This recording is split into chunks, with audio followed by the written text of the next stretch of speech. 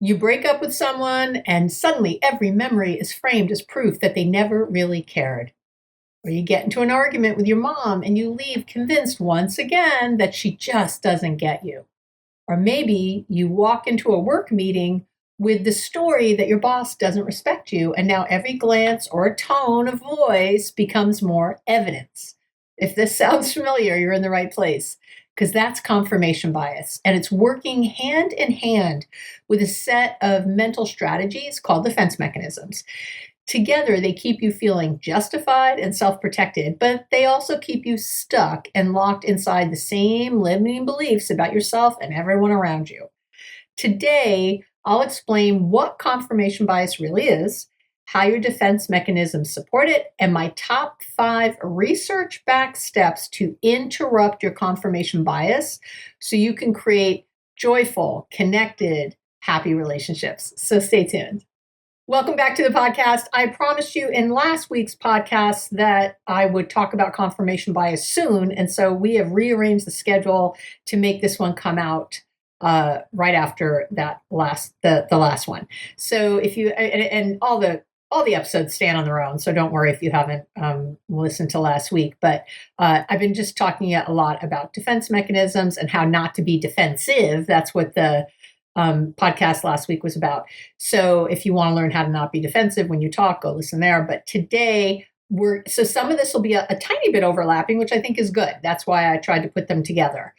We're going to really go deep on confirmation bias and what's really going on. So let's talk first. What is it? What is confirmation bias? And confirmation bias is what we psychologists or people in my profession call a cognitive distortion, meaning so you're favoring information that confirms your existing beliefs, your existing expectations, assumptions, and at the same time you start ignoring or minimizing or explaining away anything that contradicts what you believe. So in psychological terms, confirmation bias is considered a type of, we could call it motivated reasoning, where your perception and memory are shaped by these internal desires you have, what you really want to be true or is, rather than objective reality and logic. So basically, it'll lead you to give greater weight to something that supports the beliefs you already have, and to discount or overlook anything that challenges those beliefs. So let's try to talk today, Abby. Yeah, I'm going to give it my best shot. So your confirmation bias operates on 3 levels. And again, a lot of times it's not, if people aren't going deep on it, they're not talking about all the ways it shows up. So it operates really on 3 levels.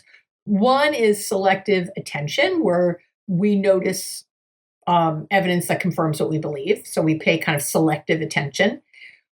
The second is selective interpretation. So we interpret anything that's sort of ambiguous, any information that comes in that could kind of go either way. We interpret it in a way that supports our beliefs. We decide that that's what it means. And 3, what we call selective memory.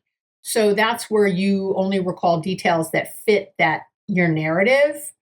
And you'll do that much more easily than anything that contradicts that. And here in the United States, we are, as I'm recording this, in a lot of upheaval politically, with a very, people who have really gone to each side of a pole, because of these confirmation biases. Not only, sorry, there's a lot of reasons why, but one of the things that happens when you just can't understand how people could think something, even with evidence that says it's not like that, and they minimize it, that's evidence that what they believe isn't true, or that, well, I don't understand, here it is. I don't want to go into a lot of details because I'll just make this political conversation, which we could have another time if you want.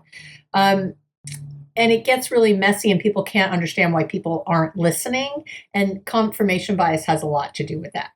So And the big problem is that you're not even aware you're doing it. You think you're seeing evidence to support your beliefs, but your beliefs are making you see certain evidence and not see other facts. And depending on how strong and definite your confirmation bias is, right, you can see how it gets in the way. Everybody has confirmation bias. It's just a case of whether or not you have enough self-awareness, enough mindfulness, enough, curiosity, enough what I would call emotional intelligence to understand that you have it, so that when you see or hear things or someone gives you a different view of something, that you can actually sit for a moment and question and go, oh, I thought this, maybe it's this. Let me think about that for a second.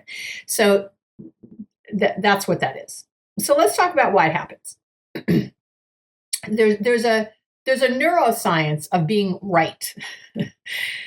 Confirmation bias isn't just, it's not just like a thinking error. It's really deeply tied to how our brains are wired. And it happens for three sort of primary reasons from the research. And as always, all the research that I talk about is linked go to my website, abbymedcalf.com, and you'll find it with the corresponding blog for this episode, which is on the relationship tips and tools page or on the podcast page. And I do have a great giveaway today, another quiz. I did a quiz for last week's, and people love a quiz generally. So I'm doing another one for this week's, but I'll talk about that later. So three main reasons, again, from the research. One is what we call cognitive efficiency. So your brain is pretty much a prediction machine, if you want to think of it that way. It processing every piece of information. If it was to process every piece of information neutrally, that would take a lot of time and energy.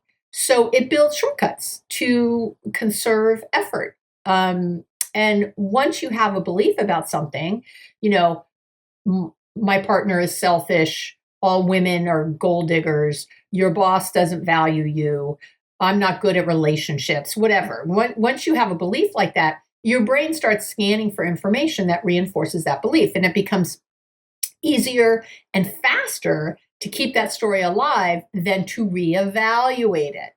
It's a shortcut.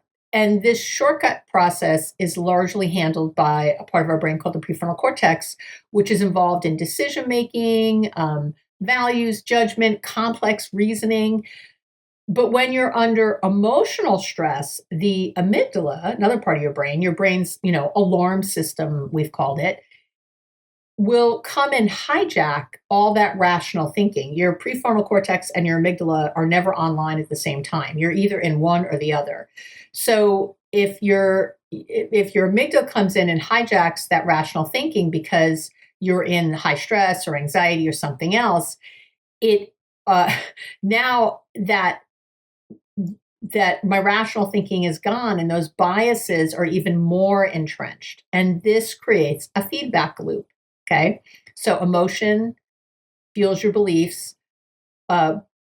Belief distorts your perception. Perception justifies emotion, right? It goes in like this little loop. All right. The second reason this happens is really for emotional safety. Believing something is certain, even if it's painful, can feel safer than facing any kind of uncertainty. I've said before, our brains hate uncertainty with a passion of the burning sun. Your brain hates uncertainty because, again, millions of years ago, or even hundreds of thousands, or even tens of thousands of years ago, when there was a lot of uncertainty, you were probably going to die, right? If you weren't certain where food was coming from, water, shelter, if things were uncertain politically, if there was uncertainty, you literally have a part of your brain that its whole job is to look for ambiguity and uncertainty, right? So your brain hates it and likes to be certain. Your brain is always trying to reduce any kind of ambiguity, any kind of confusion. We're not sure, could be this or that.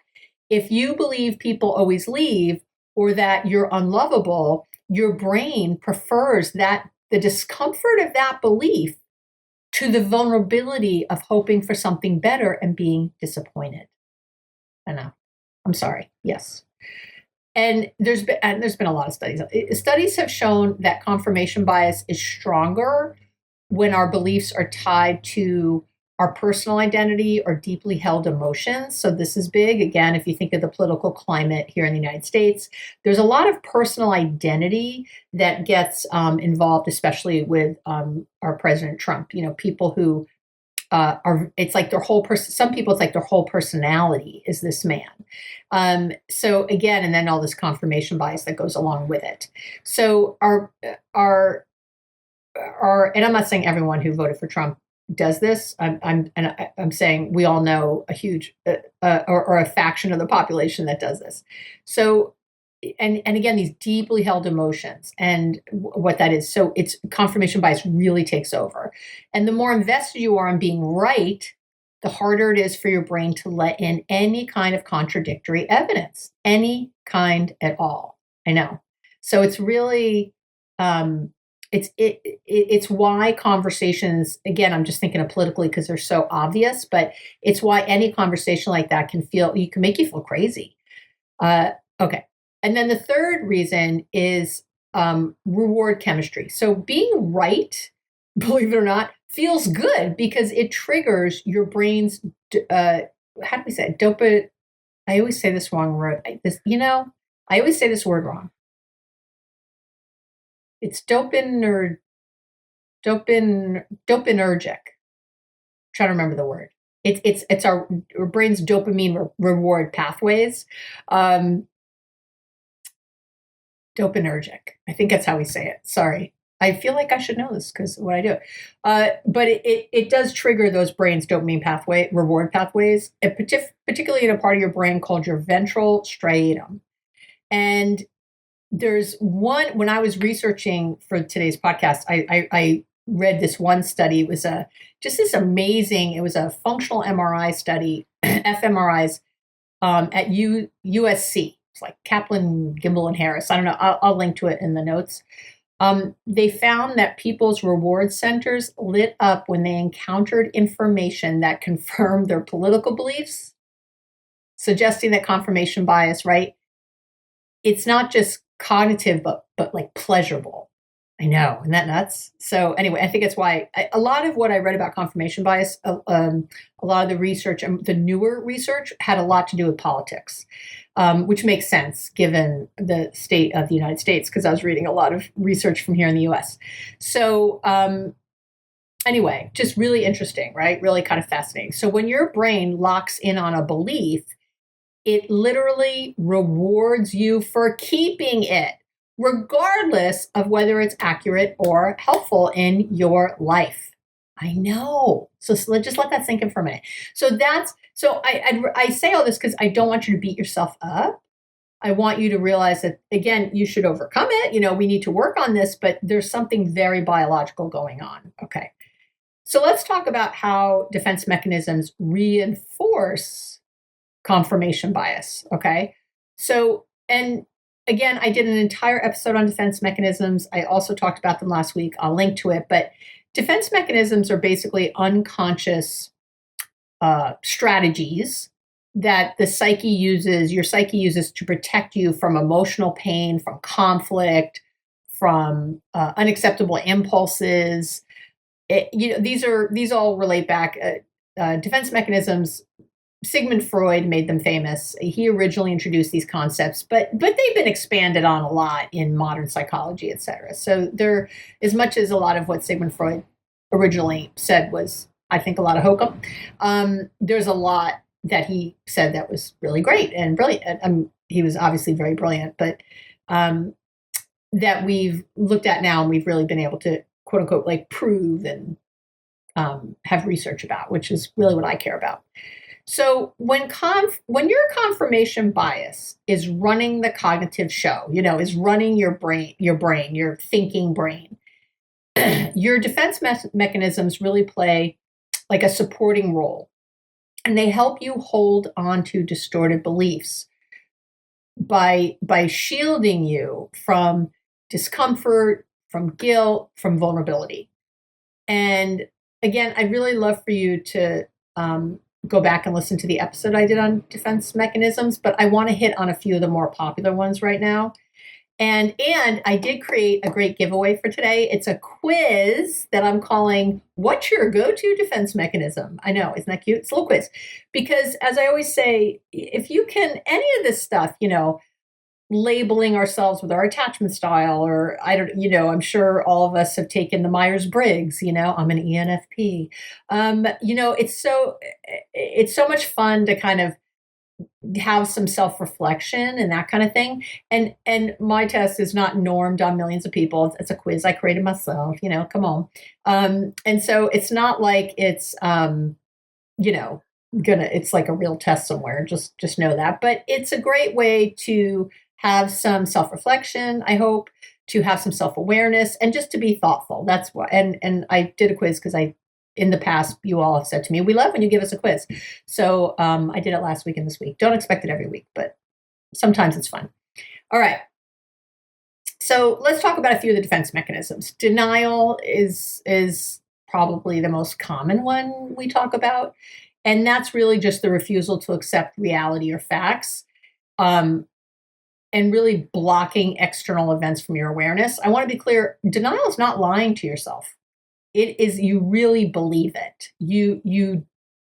So maybe you don't believe the relationship is over. I've had people do that. You ignore that your child is struggling with anxiety.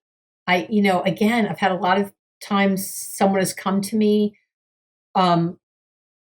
with a kid. Not a lot of times, sorry. I've had instances where I've had a client or someone come to me where a kid they've known has tried to kill themselves, seemingly out of nowhere.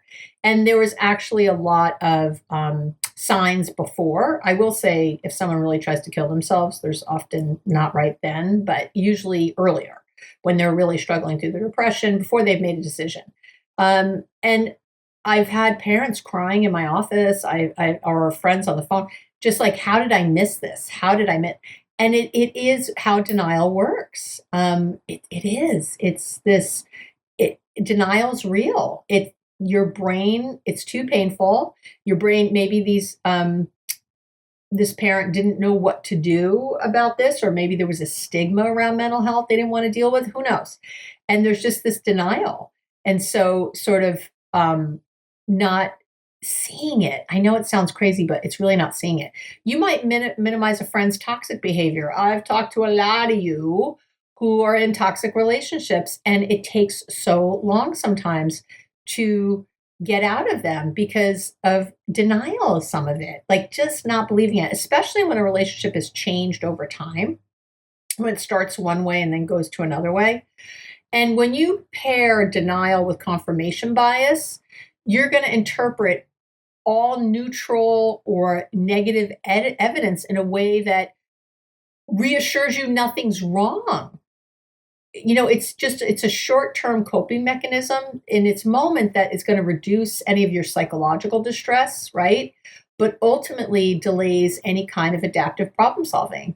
And I would say that sometimes there's even a denial when people overeat, or eat things that they really like to eat but make them sick, things like that I've seen. It's just very interesting. It's like, this time will be different. This time will be different. Projection is another common defense mechanism I see. That's what happens when you sort of attribute your own feelings or thoughts that feel probably unacceptable to you onto someone else or something else.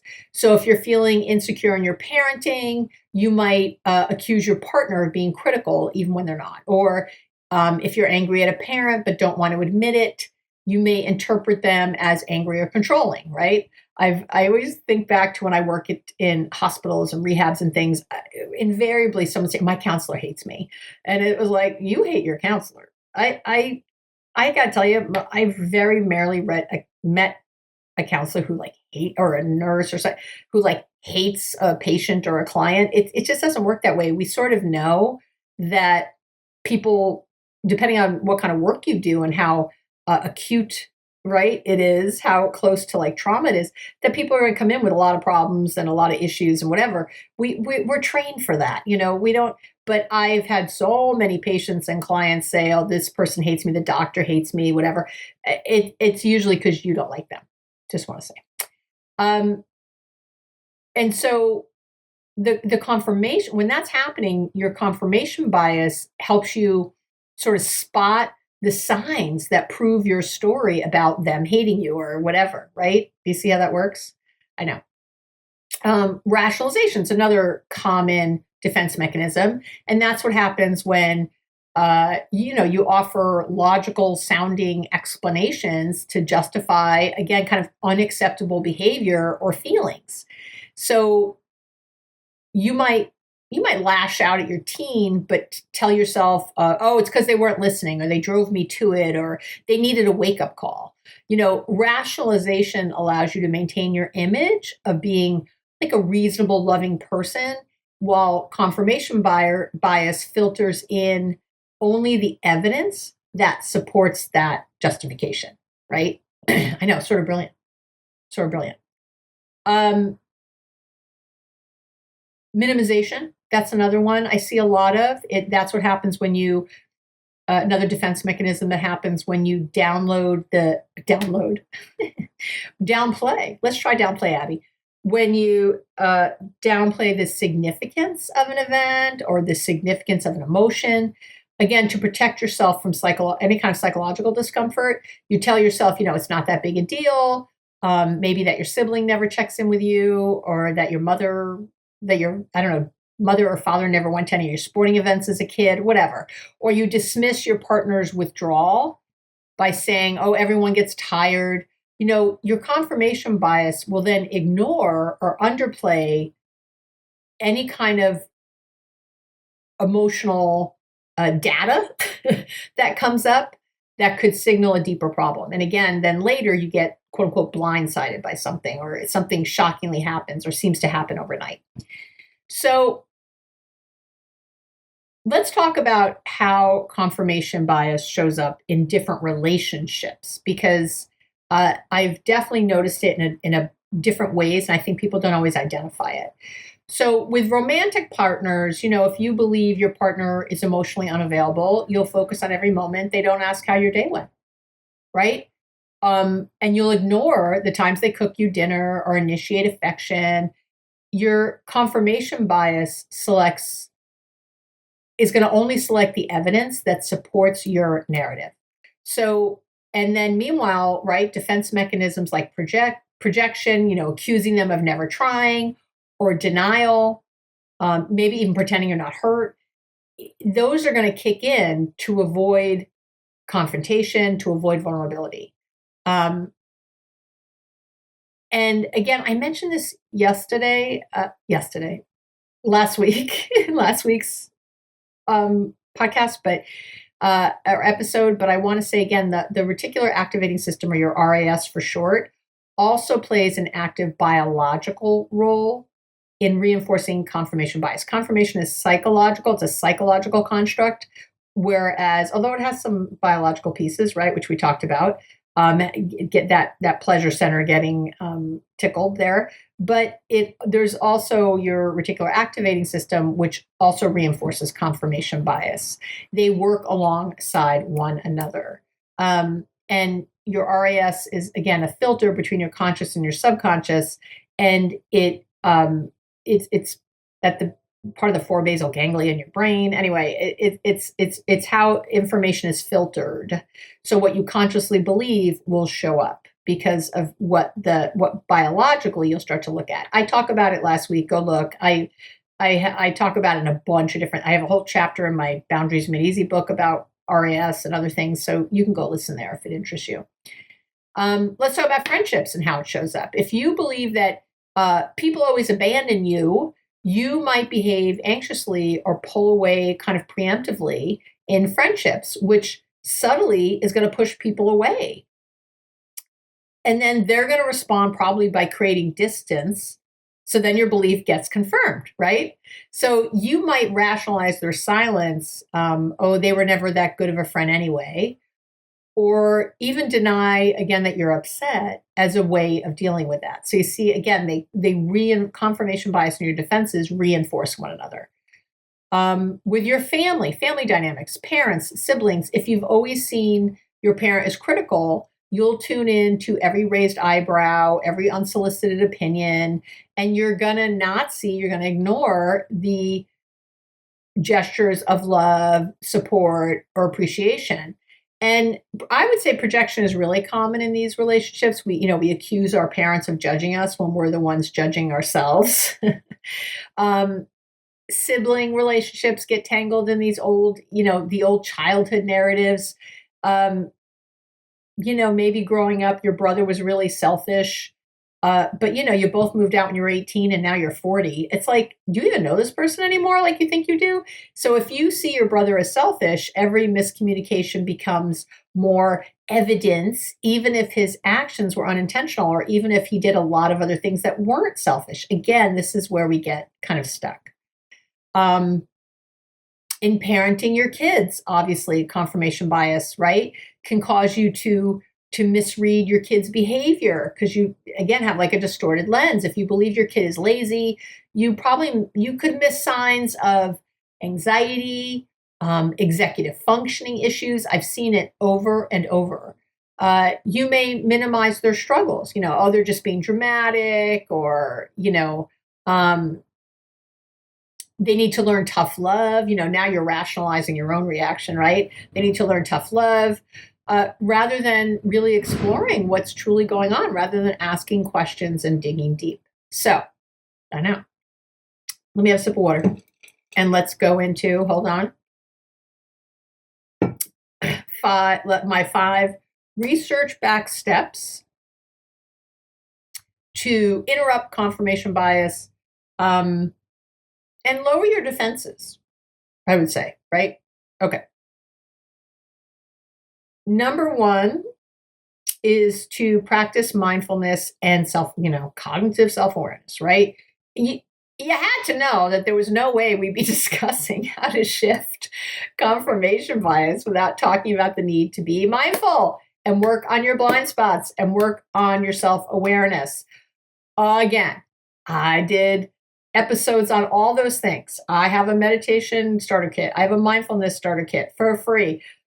There is so much information on my YouTube channel, my website about being mindful, increasing your self-awareness. I mean, I'll link to some of it, but there's even more if you put in those keywords. You got to do this work. You have to do this work. But I would say you could start by noticing when you're repeating a story in your head. It could sound like anything with always or never, I would say for sure. They always ignore me. Anything that's very general, I'm not cut out for relationships, all men suck. You should ask yourself, what belief am I trying to confirm right now? What belief am I trying to confirm right now? That's what you want to do.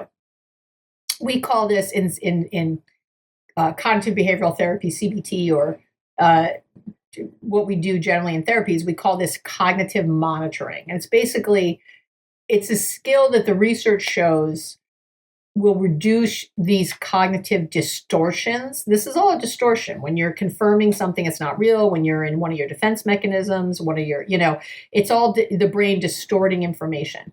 So we know that cognitive behavioral therapy reduces cognitive distortions.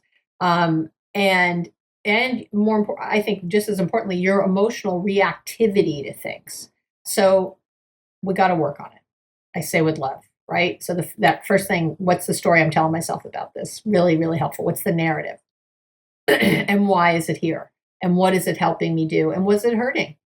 All that great work. And I have a bunch of, as I always do, I have a bundle for today. It's $8 if you want to do a masterclass in confirmation bias. If you think this is really a problem for you, I will list everything that's in it at the very end. So you just have to stay to the end. So, but if you want to go deep, then that's the way to do it. And of course, if you're my Patreon community, depending on the tier you're in, it's all that's free. Step 2 is to seek disconfirming evidence on purpose. Okay. I don't know. Is that disconfirming a word? Did I make that up? Someone let me know. Look for stuff that doesn't support what you think is basically what I'm saying here. Okay. You want to make it a regular practice to look for examples that contradict your belief. If you think your partner never shows affection, write down 5 recent acts of kindness. This rewires your brain's tendency towards negativity. It builds cognitive flexibility, which is absolutely a trait linked with emotional resilience, with problem solving. I could go on. The research shows that this kind of what we call a cognitive reappraisal, sort of a redo, a rethink of that. The research shows that if you do that, this cognitive reappraisal, or just intentionally shifting your focus in this way, I could say it that way, it activates your prefrontal cortex, which I just talked about, and dampens your emotional reactivity in the amygdala. Remember, I told you they can't be online at the same time. So that's why you want to get your prefrontal cortex to do its job. And then your amygdala will take a back seat. And you can actually think clearer. You can really assess things in a real way with true, quote unquote, evidence, not your confirmation bias, not the RAS working against you. Okay. Number 3 is I want you to replace judgment with curiosity. You want to ask yourself open-ended questions instead of those sort of declarative statements. I also call these open-ended questions collaborative questions, right? So instead of, my mom is being so distant, try, I wonder what's going on for my mom right now. See that? Curiosity creates a pause in the automatic cycle and really opens the door for empathy. Can't you just hear the empathy when I went from the declarative statement, my mom's being a bee or whatever, to I wonder what's going on with my mom. I wonder what's happening for her in this situation. You can hear the compassion. You can hear the concern. You can hear the curiosity, and that's what you're looking for. And again, and all of this aligns with mindfulness-based cognitive therapy. If you don't, MBCT, mindfulness-based cognitive behavioral therapy, or MBCBT, it's also called, is an evidence-based approach. It's so good. And this all aligns with that. That's where I'm pulling from the research for this, because MBCBT or MBCT encourages that you, approach your thoughts with openness rather than certainty. You approach your thoughts with curiosity rather than being positive of evidence. And again, there's an abundance, robust research saying this is the path to freeing yourself from things like depression, anxiety, any kind of emotional distress. If you're depressed and you haven't read The Mindful Way Through Depression, I do not know what you're waiting on. That's a change your life book right there. And they have a workbook. It's based in the research. It's like Teasdale, Kabat-Zinn. I forget all the authors. Sorry. Mindful Way Through Depression. It used to have a CD in the back. I don't know where you would play a CD anymore, but it used to have a little CD in the back. I'm not sure. They probably have you linked now to, that's how long I've been reading that book. They probably have you linked now to a website where you can download what used to be on the little CD in the back of the book. But it's brilliant research. It's well done, and it's held the test of time.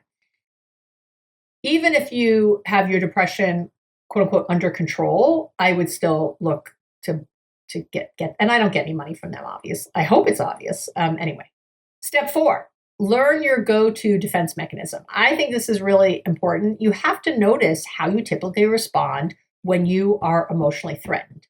Are you a minimizer? Are you a rationalizer? Do you project? Do you deflect with humor? Oh, is that Abby? Yes, it is. When you name your patterns, you begin to create distance from them. What we, again, psychologists call metacognition, or the ability. Metacognition is basically the ability to think about your thinking, which is what the mindfulness is, which is why self-awareness, where I talk about all that. So it means that if I'm in an argument with someone, or I'm talking to someone and I notice that I'm getting upset, I would it's like a little voice in your head goes, Abby, this is making you hot. You're heated. What's going on? You're coming in hot on this. It's like a third person almost. You're thinking about your thinking. You're noticing how you're doing. And then you have the ability to stop. You have the ability to go, oh, let's just calm down. Gary is giving you feedback. He's not your mother. Calm down. You're able to sort of talk it through differently and have a different reaction in the moment. I'm telling you, it's It's the key to it all. So once you recognize, oh, I'm rationalizing again, you can ask a new question, which always is, once you recognize that you're using humor to deflect, that you're intellectualizing, that you're in denial, whatever it is, right? Whatever defense mechanism you might be using, you can ask, what you want to ask yourself is, what feeling am I avoiding right now? Anytime you're angry, how's that? Anytime you react in anger, that lasts. I don't mean in a moment. We all get annoyed in a moment. That's healthy. That's fine. But anger that lasts, where you're just like, oh, I just want to kill her. You know, you should ask yourself, what feeling am I avoiding right now? What's my favorite quote? If you've been listening to me for a while, you know my very favorite quote in the world is from the author Celeste Ng, NG. She wrote Little Fires Everywhere. She's written a bunch of books, but she's brilliant. She wrote, I can't remember what book it was in because I've read all her books, but I think it's in that first one. She wrote that anger is the bodyguard of fear. And I've been quoting that for 10 years, whenever that book came out. I think it's the most brilliant of quotes. Anger is the bodyguard of fear. What feeling am I avoiding right now? Next time you're frustrated, resentful, angry, just do that. Anger is often used as a defense mechanism because it pushes people away, and it pushes us away from ourselves. We don't have to think about our responsibility in something. We don't have to ask ourselves questions. We can't be curious from there because your amygdala has taken over. So you can't use your prefrontal cortex when you're in that space, which is why you often regret later things you said in anger. I know. Yeah. All right. Number 5 is to get a thought partner, not a cheerleader. Okay. And I say this because I also work with a lot of executives and people in certain positions where I work with quite a few famous people. And boy, they get a lot of people around them who are not thought partners, who are cheerleaders. I see people who their best friends are all people they pay. I remember I was really sad watching, what was that Jennifer Lopez movie that came out last year? Whatever. I can't even remember anymore. That documentary she paid for herself. But I remember her going around the room, and these were all her best friends, and every single one of them was on her payroll. And I thought, and I'm sure she has other friends. I hope she does. I'm hoping she's close to her siblings and whatever. I hope she's in relationships with people she doesn't pay. But just the fact that right there she was saying that, and literally when you went around the room, it's like, oh, she pays this guy, she pays this person. Now, these are all people she spends a lot of time with because they're close, right? But when I thought later about her even making that movie, I think a lot of people told her not to. I don't know. I can't talk about denial, talk about defense mechanisms, and then you're divorced like within 6 months of it coming out, and this is all about our love story. There's something so off, right? There's something so, I say with love, I have no hate for Jennifer Lopez, don't come for me. But just as a psychologist looking at these things, it's hard to ignore. It is so hard to ignore. It's like, what is up? Like, what world are you living in? You know, it's obviously really far from reality. And my worry, I'm like, Jennifer, give me a call. I'll help you out. Like, I do worry about her. I do. I think, and obviously she's not a client of mine, or I wouldn't be talking about her. That she has a lot of cheerleaders and not a lot of thought partners. If you want to talk to someone who won't just like confirm your bias, but who will gently challenge you, okay? Gently challenge it. Not someone who's after you, not someone who's always the devil's advocate. That's not love. Not just devil's in the name, right? I don't like that. I've never had, I talk about my wife, my best friend, right? I've never once had her say, let's play the devil's advocate here, ever. But she will gently challenge things I say or things I think, or, well, she'll ask a question. She'll be curious. Are you sure it's that way? Or, oh, well, what else makes you think that? Or, gently, you can do it gently. So again, or it could be a therapist, a coach, again, or a wise friend. I'm lucky enough to have a wise friend. Maybe you have a great partner. You want someone, or more than one if you have it, who can help you expand your lens. That's what you're looking for. And again, research consistently shows that kind of reflective dialogue, that's what we call that, reflective dialogue, improves your emotional regulation, So it helps you just regulate your emotions and reduces biased thinking over and over. I know. Come on. So let me wrap it up today. I will tell you that your brain's job is to protect you, but sometimes it does that by keeping you really locked in old stories, old narratives. Confirmation bias and defense mechanisms, they're normal, they're human. I would say that they're necessary at times. But if you're always reinforcing the same painful beliefs, it may be time to trade all that certainty for some curiosity. I can't tell you how many times I've given someone feedback and they're like, oh, that's not it. And I'm like, I'm just inviting you to think different because you don't seem very happy right now. Well, you came to me because you can't seem to keep a relationship. So I'm inviting you to listen to my questions and think about them. I'm inviting you to listen like you're wrong. I'm inviting you to adopt. Do you want to be correct or effective? That usually gets people. That's why I've been saying it for so long and so often, because people can get that. It's like, oh, I might be right. I can still be right. I just want to be effective too. So I'm going to change what I'm doing, right? I want your new default. I want you to go from certainty to curiosity. I want your new default to be what else could be true? Not is true. What else could be true?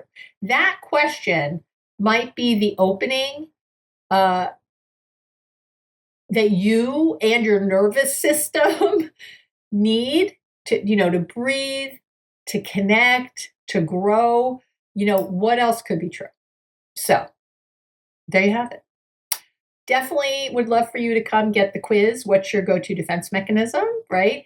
You can get that below the video. If you're watching on YouTube, please like and subscribe, and or go to the website. And as always, to the abbymedcalf.com, go to this page on the relationship tips and tools page. I write up a blog where all the research will be, everything else, and the place to download this, or the blog post page. And as always, you will be put on my Love Bites, the letter that comes out twice a month, the second and fourth Wednesday of the month. That's all you'll get. I will not bombard you with emails. I will not try to sell you things. You will be put on the list because I am trying to change the world, and I am trying to motivate you, inspire you to think differently a couple times a month other than on this podcast. If you like the podcast, you'll likely love the love letter. Most people love it. I call that one Love Bites because it comes twice a month. If you want to get it every single week, if you love it, if you start getting it and go, oh my God, I can't wait to get these, you can get it every week and just pay $19.99 for the year. So it's up to, and you get a free course I have called 5 to Thrive Relationships Edition, which is a $19.99 value on its own. I think it's a no-brainer, but it's up to you. So, and let's talk about if you want to get the masterclass, the bundle, all the things that are in there, if that's something that you want to do and go deeper and really, really work on your confirmation bias. So again, it's $8. You can get it, again, it'll be in all the places I just mentioned. And my Patreon in the different tiers get different things. You would get all of it if you paid the $8. Tier 1 in my Patreon, the Inner Circle, is going to get, so there's a guided visualization, which is really, it's me doing a guided visualization. There's journaling prompts, and there's like 15 to 20 journaling prompts to help you dig deeper. And there's a quick reference guide of common confirmation bias patterns in different relationships and what else might be true. Okay. So there's that. If you're in tier 2, which is my love accelerator, you'll get everything in tier 1, plus a 5-minute reframe practice. It's like a mini script exercise I did. There's a bias tracker worksheet. It's a 7-day kind of bias tracker, and a boundary booster worksheet, because boundaries tend to come up a lot with this, I realized. And so I made up a boundary worksheet for you to work on. And then if you're in tier 3, which is my VIP Love Lab, you get everything in tier 1 and 2, plus a relationship reflection worksheet where you're rewriting the narrative kind of thing. A self-compassion script when you realize you've been wrong, kind of how to work through that. And there's a confirmation bias 5-day detox challenge. I know. So all of that, thank you very much. And again, or you could pay, if you're not in Patreon and you don't want to be, you can pay $8 and get that masterclass, all of it together. And that's it for today. Thank you again for being here. I'm really hoping last week and this week you really got your learn on with this. I'm trying to reinforce what I said last week and have this week kind of all feel like a piece, but stand alone, but feel like a piece.